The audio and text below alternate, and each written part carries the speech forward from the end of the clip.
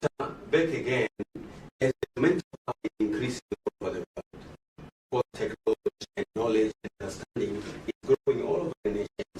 There's a fear of human intelligence machinery and other machinery that comes in artificial intelligence. What can you say about that?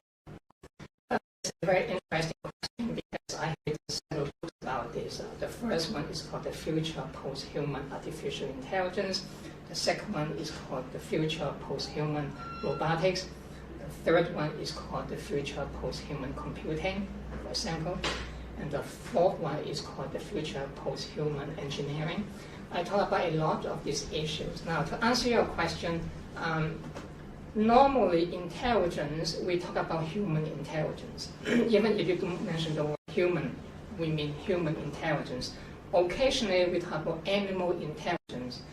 But now, in the 20th century, we have something amazing happening, which is that we succeeded in inventing computers. And now we use computers to do a lot of things, processing information, but now we have supercomputers. In fact, the supercomputers nowadays, by China especially, but also by the US, they are so fast per second that they can do a lot of things per second in a way that in the older days it might take you 1,000 years to even do. But that's only the beginning, because the human mind is so complex that even if you are able to do what a supercomputer can do, they still cannot do many of things that we humans can do naturally. So you ask the question, what is the future of that? Will that transcend the human? Sooner or later, computers will surpass human intelligence in such a way that they can do things. For example, if I ask you, do you remember when you were on the first day of your birth? Do you remember what you did? I say, well, the first day of my birth, I don't quite remember. Now, a supercomputer in the future should be able to remember exactly what happened on that day. On the day 1962 in the morning, 9:05. Exactly what happened then. Why? Your memory. You just go back and retrieve your memory. Computing they can compute information so fast and so much. They can, if I ask you, can you do some calculations of all these equations together? Just by your hand. You say, wow, I have to go back and use my hand, money calculation, I have to go through page equation by equation. Supercomputing in the future can just like this. Give you a precise answer. Now, it sounds very amazing. In a way, it is amazing. That's why we are using machines more and more to do a lot of things in the factory, because they are doing much better than we can do. So far, so good. On the other hand, computers will not be able to do things that we can do. Let me give you some examples. Intuition is a good example. When I talk to you, human interaction, in many ways, we read each other's mind. We have certain intuitive. Sometimes computer makes some mistake. You say to yourself, "This is so stupid." I mean, it's a small thing. Computer cannot even understand some small errors, but we can look at that very clearly and say, "No, this is not what it means." So this kind of thing, the common sense, the intuitiveness, is very hard for a computer to like and reason in the way that we do as human. Having said that, I said something very unusual, another theory that I proposed, because I have proposed more and vision of the future so far. One of them is on this question of post-humanity, because a lot of people nowadays in the community of research, they argue, for example, that they keep arguing whether machines can copy humans, whether machine can surpass human, whether machine can do things that we can do easily. I said in my publication that it's time to think something else. That something else is not that question anymore. That's a primitive question. In the farther future, post-humans will start asking the question what they should do such that they behave like post-human, not a human anymore. In the future, by the way, post-human will look back at us humans and say how primitive they are. We don't want to be like them. We don't want to dress like them. We don't want to think like them. We don't want to feel like them. Those are primitive beings. Now we want to transcend that to become more amazing, more powerful, more spiritual, whatever that might be. So that is the deeper question that a lot of scientists do not ask. Because why? Because they are humans. They think like a human. They are scientists, they are thinkers, but they think like human thinkers, human scientists. All the questions that they ask are human questions, human-centered questions. I'm saying in my publication, it's time to speculate at least what the post-human will think. And that would be very different. And therefore, your question in that time will not make sense to them. They don't care anymore. They don't want you. They do not want us. Just as nowadays we discover animals, the ape, chimpanzee, and all that, they have a lot of common in us. It's called evolution. In fact, 90% of the genes that we share now, we can share with chimpanzee and apes. But even that 2%, there are tremendous differences. That's why we don't like to behave like them. We don't want to be saying, my father, my grandfather is a chimpanzee. No one said something like that, except the evolutionary biologists. Okay, why? For the same reason. In the human future, I said, the post-human will say, we don't even talk about the humans. That is a deeper question in history that the future generation will ask. It will not be just about machine. There are many other life forms that I have proposed in my publications, but I focus on artificial intelligence because you asked me so. Thank you. As you understand, Doctor, it is almost impossible when you talk to a theologian talking about the future pro-human, excluding human destiny. We always say, when we talk of human, we talk of souls, we talk of spirits, we talk of body, but most of the people don't talk of the little mind of human life. Can you say something about human destiny? What happens when people die? When people die, their body decay, their souls. Can you talk a bit about human souls after physical life? There are several questions here at the same time in this small question. Is question about the soul, is question about the human spirit, is question about the human body. So let's go on this. Three different things. They are very separate. But let me handle them quickly, and then you can pick whatever you want to talk about, so I can tell more about that. I have also written quite a lot of books about this too. One of them, The Future of Post-Human Religion. The second book is called The Future of Post-Human Thanatology, in which we talk about death and after death, for example. Let me answer the question now about the human body. You asked the question, is interesting question, why do theologians in human history, when they talk about this, they always ask about the human destiny? Why do they care so much about humans? The reason, because, as I said before, in a different way, they are humans. In biology, for example, in evolution, and that's one of the things I said in another book, Beyond Nature and Nurture, in which I argue that a lot of things that we think, that we like, that we feel, is based on our biology. So, for example, a man, for example, thinks in a certain way, a woman thinks in a certain way. Why? Why should they think not the same way? Why do they have to think differently? Because they are biologically different. And the same thing about humans.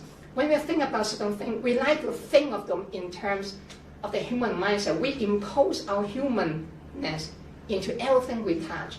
Even in some nowadays weather, if there's a tornado, we talk about tornado John, or we talk about a explosion, we say explosion Jennifer.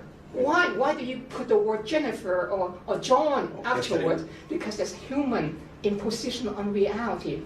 That's how we think about reality. And I am saying in my publications, whether you are religious or not, you must learn about the biases such that you can make yourself better, understand the reality better, as a theologian in this sense. And that's why when I talk about religion in this case, I transcend that further and say it's also time to stop thinking like a human theologian, start thinking about a post-human theologian. It's tough, it's difficult, but at least I'm a founding father of that. If I could do that, why not you? I'm human too. Well, I'm unusual in a way, but at least we can do half of that. That could be very amazing. Now, what's going to happen to the human body? Well, in the human future, number one, there is a human-centric question, because in outer space in the future, I argue that in my publications, the body will shrink further and further in evolution, to the point I talk about one of the post-human life forms is one called the floating consciousness. You have no body anymore. Why? Because in outer space, you have zero gravity. As you live in zero gravity all the time in outer space for a long, long time, what's going to happen to your human body? Your bones, weaker, your body become less and less and less, to the point that over time, not just in 1 year or 1 week or something like that, we're talking about many decades or centuries and even years and all that, it will shrink to the point that future intelligent life forms in the universe, in outer space, can become bodiless. One reason. Another reason is that you have a body, you have to eat every day. You need nutrition, water, food, and all that, air and all that. That is a lot of consumption. That's not very effective. In the future, in outer space, those kind of life forms, they will think up about something. They don't need to consume too much anymore. Remember, in space, like the spacecraft, you have to send supplies every day to the International Space Station. It costs a lot of money. It costs a lot of energy. And that's why we have to keep doing that. But if you are in outer space, who is going to supply you? Let's say you are in outer space right now, somewhere in the distance, and there's no one surrounding you. Who's going to send supplies to you? So you have to think of another solution now. One way is that we will suspend, we will use the body less and less and less, so that we don't need to have so many supplies in the spacecraft to supply it for you to consume. In outer space, by the way, in all those spacecraft, it might take you million years for you to go through from one, and then on top of the wormholes and all that you can have shorter. The point is, you stay there for a long time. This kind of solution on Earth is not a good solution. That's why your body becomes less and less important in the farther future.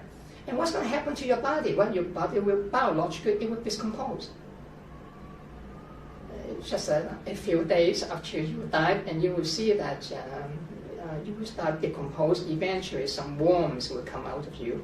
Why? From all those bacteria that you have. And then it will decompose, and then you have the bones and all that. But there's only one question. In the farther future, by the way, this question becomes less and less. The more important question now is about the soul and the spirit. Now we go to the more important question. What is the human spirit in this sense? Or what is the spirit in the farther future? They will discover some new spirituality. And that's why in the two examples that I just gave you in another interview about post-capitalism and post-democracy, how come those political and economic systems become so primitive in the future? We think that it's amazing. That's the best, highest achievement that we have. But in the future, when those people look back, it's like how primitive we are, things like that. Because the spirit, the mindset of a capitalist, in many ways, is very primitive. They are so greedy. They lack spirituality. Money, everything.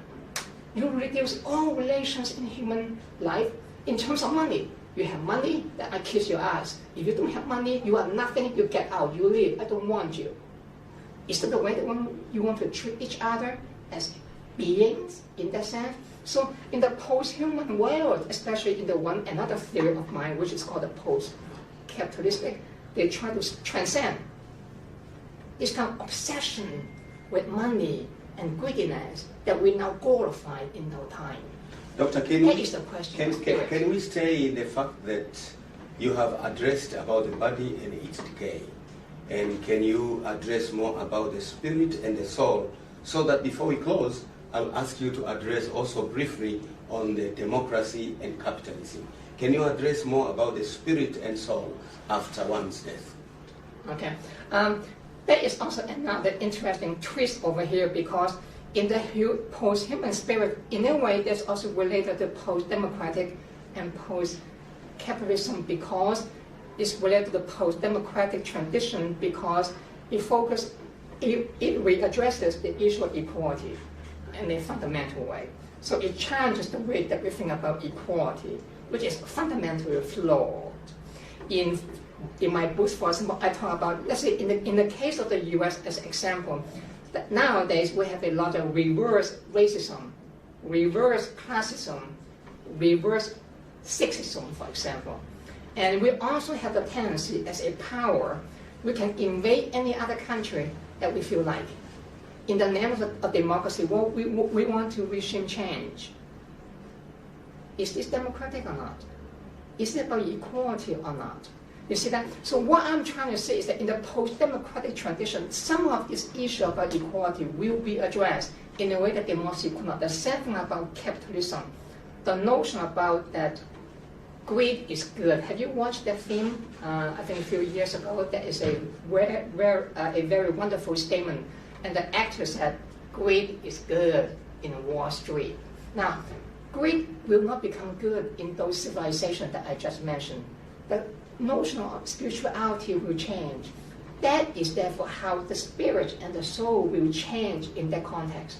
But there's only one way, by the way. There's also another way, which is called about religion. I talk also about new forms of religion in the future, post-human religions. They will come up and replace the one that we have nowadays. So all of them tie together into the two questions that you talk about, the soul, the spirit, in relation to the context of capitalism and democracy, and of course I add one further in terms of religion in the end. Oh, thank you so much, Doctor, talking about religion. By the way, there are religions, so many religions in the world, but we don't capitalize and make it a subject of our talking. Can you please talk about democracy? As I heard you talking in one of the interviews with a Philippine interviewer, you spoke about democracy and capitalism. And you said by the end, the far future, capitalism and democracy will end. Can you talk about it? Mm-hmm. I mentioned some of that already. Maybe it's time for me to give you one example. Someone asked me this question in another interview. Let me give you one example. In the case of America nowadays, if you are a black, if you criticize a white, it's okay. That's called fight for justice against racism. But if a white criticizes a black, he is called racist. If a man criticizes a woman, that's called sexist. But if a woman criticizes a man, that's called fighting for justice against sexism. If a rich criticizes a poor, you are classist. But if a poor criticizes the rich, you are talking about fighting for exploitation, class exploitation. If a against Muslims, if you are a gay or homosexual, you criticize someone who is straight, it's okay. You are fighting for that oppression against you because they don't like you being homosexual. But if you criticize them, that's okay. But if they criticize you, no, they are homophobic. If a Palestinian criticizes a Jew, that's called anti-Semitic. If a Jew criticizes a Palestinian, that's called fighting against terrorists. Think about this. I can give on. There are many other examples. Why this double standard? Why? Justice is justice, right? If you do something wrong, just say, I'm sorry, I'm wrong. Thank you for pointing out to me. Wow, that's so progressive. It's amazing you learn something else. But I say, you are 60 years to me on me. What kind of justice is this? I talk about this as the reverse system.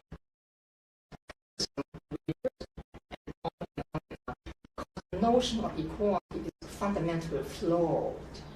That's why the more we impose equality on that, the more we see that it comes up in different forms.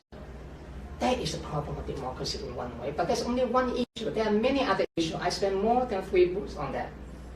Thank you so much. This has been an amazing interview with Professor Dr. Peter Baofu. And he looks knowledgeable and learned and scholar as an American. I was so interested to have an interview with him because of his broad mind and broad spectrum on how he analyzes things. God bless you.